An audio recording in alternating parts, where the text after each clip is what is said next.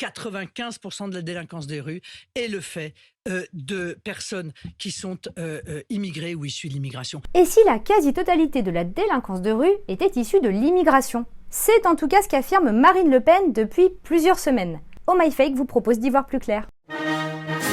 Les élections législatives sont terminées et incontestablement, l'un des grands vainqueurs de ce scrutin, c'est le Rassemblement national. Leur nouveau groupe parlementaire est composé de 89 députés menés par Marine Le Pen. Durant la campagne, plusieurs dirigeants du Rassemblement national, dont Marine Le Pen, ont régulièrement répété que 95% de la délinquance de rue était liée aux personnes immigrées ou issues de l'immigration. Cette immigration est donc, selon le RN, la principale source d'insécurité en France. C'est vrai que la question de l'immigration a toujours été un thème central du Rassemblement national. Elle est d'ailleurs très souvent évoquée.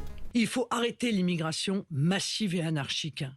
Voilà, c'est la première chose essentielle à faire pour lutter contre l'insécurité. Le parti s'est toujours prononcé en faveur d'un contrôle plus strict des frontières, avec une immigration choisie et limitée sur le territoire français. C'est donc sans surprise que le RN en a fait un sujet central de sa campagne. Sauf qu'ici, il y a un problème.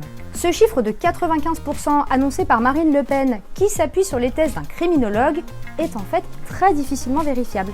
Premier problème, il n'existe pas de statistiques selon les origines des Français, les fameuses statistiques ethniques. C'est donc impossible de donner un taux de délinquance pour les personnes issues de l'immigration. Deuxième problème, dans les rapports du ministère de l'Intérieur sur les vols et les violences, un seul chiffre correspond à peu près à celui annoncé par le RN. Regardez, il est juste ici. Sur le rapport, on peut lire que 93% des vols dans les transports en commun en Île-de-France sont commis par des personnes de nationalité étrangère.